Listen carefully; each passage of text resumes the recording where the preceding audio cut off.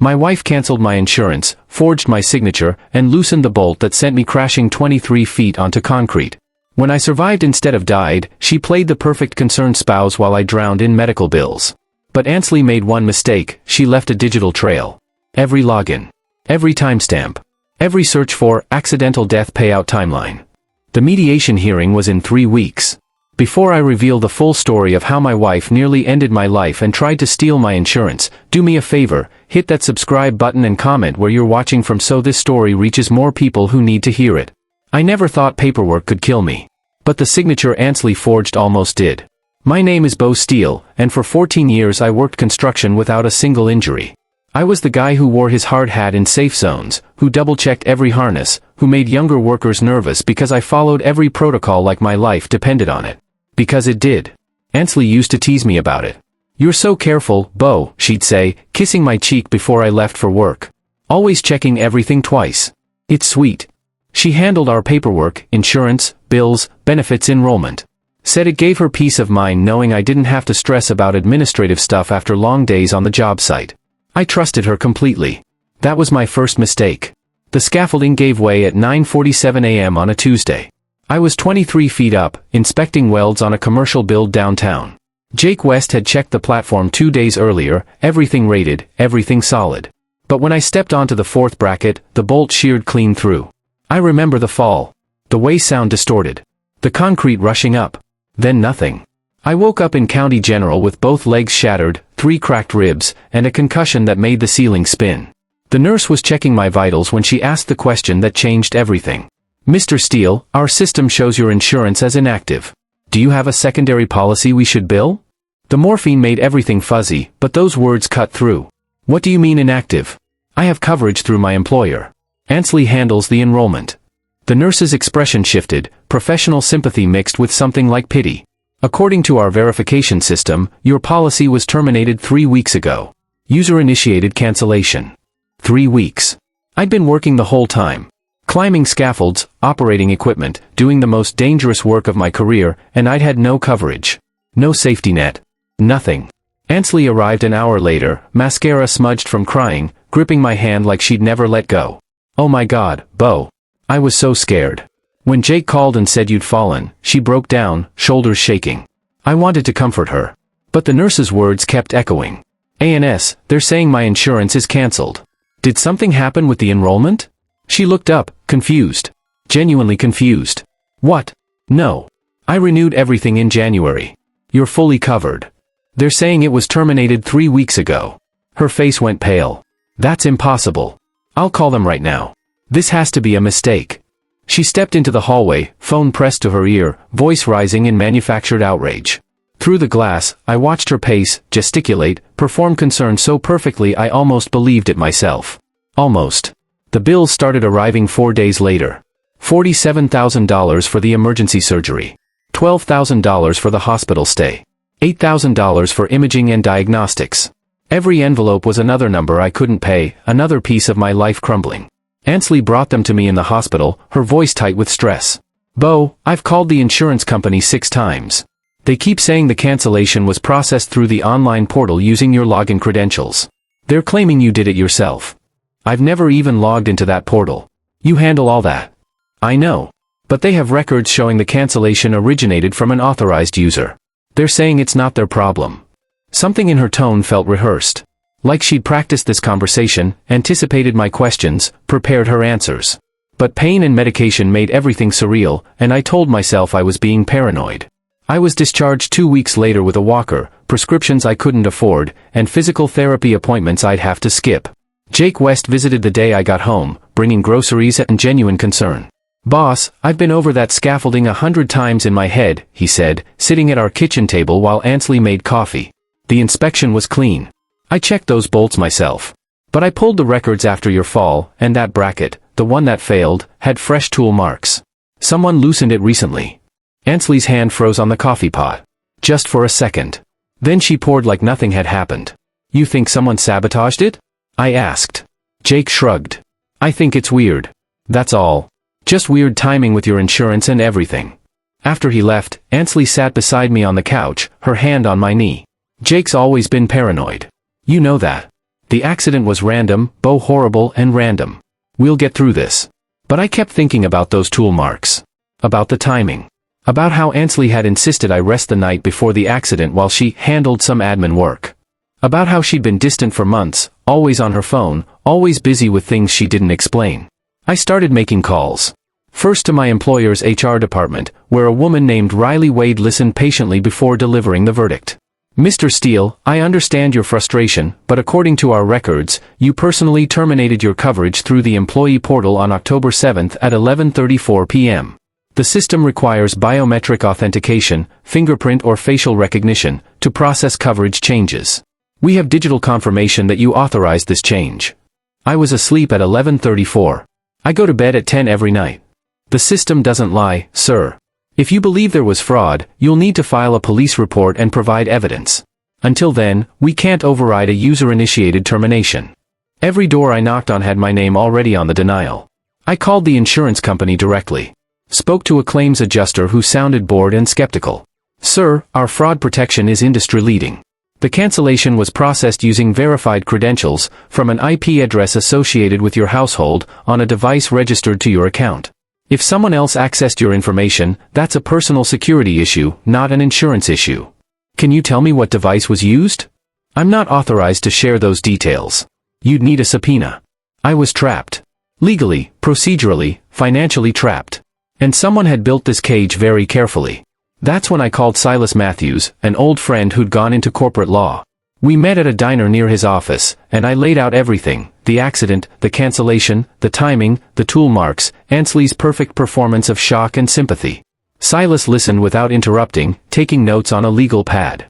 When I finished, he set down his pen and looked at me with the kind of seriousness that makes your stomach drop. Bo, if you're right about this, you're not dealing with an accident. You're dealing with premeditation. But here's what you need to understand: going after Ansley means destroying your marriage publicly. It means accusations, investigations, rumors. Even if you're completely right, people will remember you as the guy who accused his wife of trying to kill him for insurance money. That reputation doesn't wash off. What's the alternative? Go bankrupt while she walks away clean? The alternative is you decide what you want, revenge or recovery. Because you probably can't have both. I went home and didn't mention the conversation. Ansley made dinner, asked about my physical therapy, reminded me to take my medication. She was attentive, caring, perfect.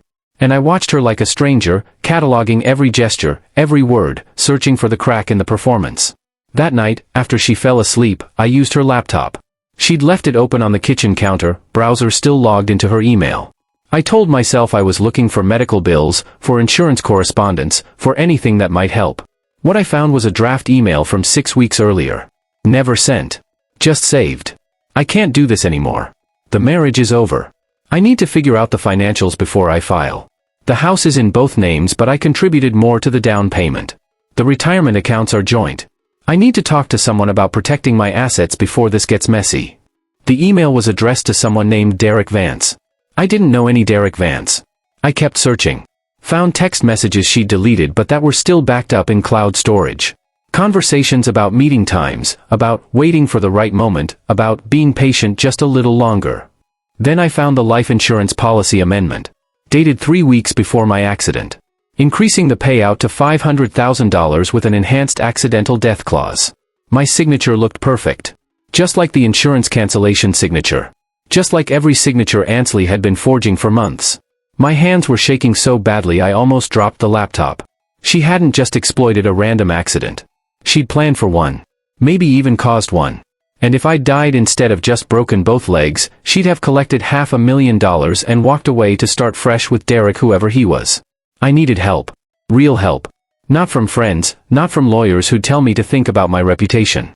I needed someone who dealt in evidence. I found Remy Houston through a PI directory online. Former forensic analyst, now private investigator specializing in digital fraud. We met in her office, a converted warehouse space filled with servers and monitors that made my head hurt. Tell me everything, she said. And I mean everything. Every detail you think doesn't matter. I talked for 2 hours. She recorded it all, asked clarifying questions, made me repeat timelines and dates. Then she opened her laptop and started typing. First thing, we need to establish whether your credentials were actually used or if someone with admin access override them. Your employer uses biometric for authentication, right? I think so. I don't really understand that stuff. Biometric logs everything. Device fingerprints, IP addresses, access times, even mouse movement patterns. If someone forged your authorization, we can prove it. But I need you to understand something, Bo. When we pull these records, when we start making accusations, your wife will know. This won't be quiet. And if I'm wrong, if there's a legitimate explanation, you'll have destroyed your marriage for nothing. And if you're right? Then your wife tried to kill you. And we'll prove it. She worked for 3 days. I stayed at Jake's house, told Ansley I needed space to process the accident, avoided her calls. Every hour felt like waiting for a jury verdict. When Remy finally called, her voice was flat. Professional. Bo, you need to come to the office. Now. The evidence was spread across 3 monitors. Login records. IP addresses.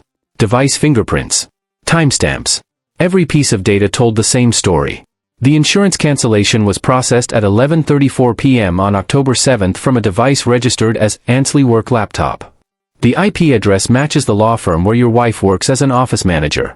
She has admin-level access to employee portals through her job. It's how she helps process benefits enrollment for the firm's staff. She used that access to override your biometric requirements and process the cancellation as if you'd done it yourself. Can you prove it was her and not someone else using her computer?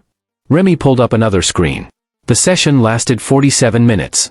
During that time, the user also accessed your employee file, downloaded your benefit summary, and modified your emergency contact information, removing your mother and listing only Ansley. The typing patterns match samples I pulled from her work emails. And look at this. She zoomed in on a timestamp. The life insurance amendment was processed from the same device, same IP address, 4 days earlier. She forged your signature on both documents using the same digital authorization tool. She practiced on the life insurance change, perfected the technique, then used it to cancel your health coverage. I stared at the screen. At the evidence of my wife's betrayal laid out in timestamps and data logs. Why would she cancel the insurance if she wanted me dead? Wouldn't she want me to have coverage so it looked legitimate? Because if you died on the job with no insurance, the company would face massive liability. They'd settle fast to avoid a lawsuit. She'd get the life insurance payout plus a settlement from your employer. But you surviving complicated things. Now she's on the hook for medical bills she probably hoped wouldn't exist. My phone buzzed. Text from Ansley, Bo, please come home. We need to talk about the bills. I found a solution. I showed Remy. She read it and shook her head. Don't engage. Not yet. We need to bring this to someone official before she knows you're onto her. I have a contact at the State Insurance Fraud Division. We file there first, then. No, I said. I want to face her. I want to see her lie to my face when she knows I have proof. Bo, that's a terrible idea. You confront her, she deletes everything. Gets a lawyer. Claims you're having a psychotic break from pain medication. You lose your advantage. What advantage? I'm broke. She's the one with access, with connections, with the ability to make herself look like the victim.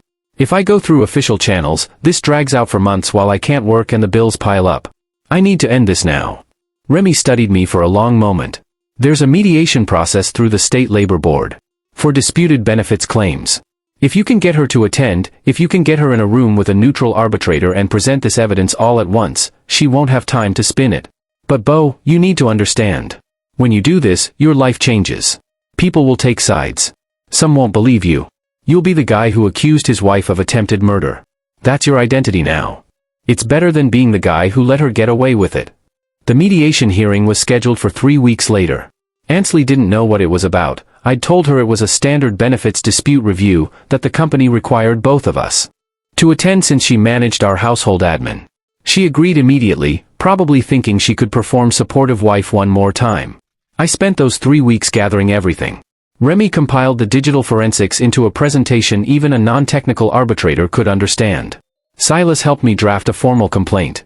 Jake provided his statement about the scaffold sabotage. I even found the hardware store receipt showing Ansley had purchased a socket wrench set 2 days before my accident. She never did home repairs. The hearing was held in a gray conference room at the State Labor Building. The arbitrator was a woman named Lila Humphrey, late 50s, reading glasses on a chain, the kind of professional neutrality that gave nothing away. Ansley arrived in a conservative dress, hair pulled back, playing the part of concerned spouse perfectly. She smiled at me when she sat down. I'm glad we're finally getting this sorted out, Bo. This has been such a nightmare. I didn't smile back. Lila opened the hearing with standard procedural language about the disputed benefits claim and our rights to present evidence. Then she looked at me. Mr. Steele, you initiated this review.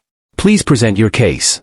I pulled out the first document, the digital signature analysis showing how the insurance cancellation signature, while matching my name, had been generated by a different user with admin override privileges. I slid it across the table. Ansley's lawyer, she'd brought a lawyer, claimed it was standard for administrative hearings, glanced at it dismissively. This proves nothing. Digital signatures can be disputed by anyone with basic technical knowledge. Then let's add context, I said, and presented the second document. The admin access logs showing the cancellation was processed from Ansley's work laptop at 11:34 p.m. on October 7th. Ansley's jaw tightened slightly. Her lawyer stopped looking dismissive. Here's the IP address, I continued, sliding the third document across. Matching the law firm where Ansley works. And here's the device fingerprint analysis confirming the laptop used belongs to her employer-issued equipment. Lila was taking notes now, her expression still neutral but focused. And here, I said, presenting the timestamp correlation, is proof that the same device, same user, same access method was used 4 days earlier to process a life insurance policy amendment, increasing the payout to $500,000 and adding an accidental death clause. An amendment I never authorized, but that bears my digital signature. The room was very quiet. Ansley's lawyer leaned over, whispering urgently in her ear. She shook her head, whispering back. Finally, I said, here's the divorce inquiry. Filed with Hartman and Associates Family Law 2 weeks before my accident. Consultation notes indicating Ansley wanted to protect assets before filing and was concerned about joint retirement accounts and property division. I looked at Ansley. Her face was pale, but she was holding it together. Ms. Marsh, Lila said quietly, do you have an explanation for why you initiated divorce proceedings, then canceled your husband's health insurance and increased his life insurance payout, all within 2 weeks of a workplace accident that nearly killed him? Ansley's mouth opened. Nothing came out. Her lawyer tried to recover. My client handles all household administrative tasks. She may have been updating policies as part of routine financial planning. The timing is unfortunate but circumstantial. You can't prove intent. Actually, Remy said, I'd brought her as a technical witness, we can. She opened her laptop, connected it to the room's display. This is the search history from Ms. Marsh's work computer, pulled from cached data. 3 weeks before the accident, she researched accidental death insurance payout timeline, proving workplace negligence, and spouse liability for medical debt. She knew exactly what she was doing. Ansley stood up. This is insane. Bo, you're taking a clerical error and turning it into some conspiracy theory because you can't accept that accidents happen. I've supported you through everything, and this is how you repay me. Clerical error? I pulled out the final document. The hardware store receipt. You bought a socket wrench set 2 days before my accident. Jake West confirmed the bracket that failed had fresh tool marks. You've never done home repairs in your life, Ansley. What did you need the wrench for? Her face went from pale to gray. Lila removed her reading glasses. Ms. Marsh, I'm suspending this hearing and referring this matter to law enforcement. Mr. Steele, your benefits will be reinstated pending criminal investigation. This hearing is concluded. Ansley's lawyer was already packing his briefcase. Ansley just sat there, staring at the table, her perfect performance finally shattered. I walked out of that room legally vindicated.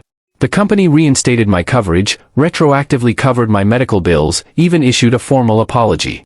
Criminal charges were filed against Ansley for insurance fraud, forgery, and attempted murder.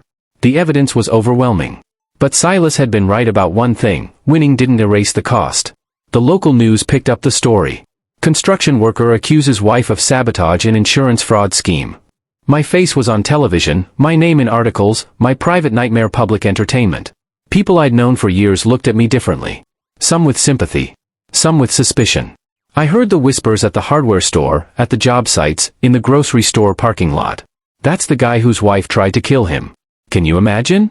I don't know, seems like a lot of drama. Maybe he's exaggerating for the insurance money. She seemed so normal. How do you marry someone like that and not know? My boss called me into his office 6 weeks after the hearing. Bo, you're a hell of a worker. But the publicity around this case, it's making clients nervous. They're asking questions about our safety protocols, about our hiring practices. I need to put you on temporary leave until this settles down. Temporary leave. Which meant unpaid. Which meant even with the reinstated coverage, I was still drowning. Jake stood by me. Hired me for side jobs, cash under the table, enough to keep food on the table. But most of the crew kept their distance. Not because they thought I was lying, because being near me felt like bad luck. Ansley's trial took 8 months. Her lawyer tried everything, claimed I'd fabricated evidence, that I was mentally unstable, that the divorce inquiry was taken out of context. But the digital forensics didn't lie. Neither did the search history, the tool marks, the timeline. She was convicted on 2 counts of fraud and 1 count of attempted voluntary manslaughter. Sentenced to 6 years. I didn't attend the sentencing. Didn't want to see her face, didn't want to hear her final statement. Silas called me afterward. She claimed she never meant for you to get hurt. Said she was just trying to protect herself financially from a failing marriage. Said the insurance cancellation was meant to force you to negotiate the divorce, not to endanger you. Did the judge believe her? Doesn't matter. Evidence convicted her, not belief. The day after sentencing, I got a message. From Ansley's account, though I knew she was already in custody.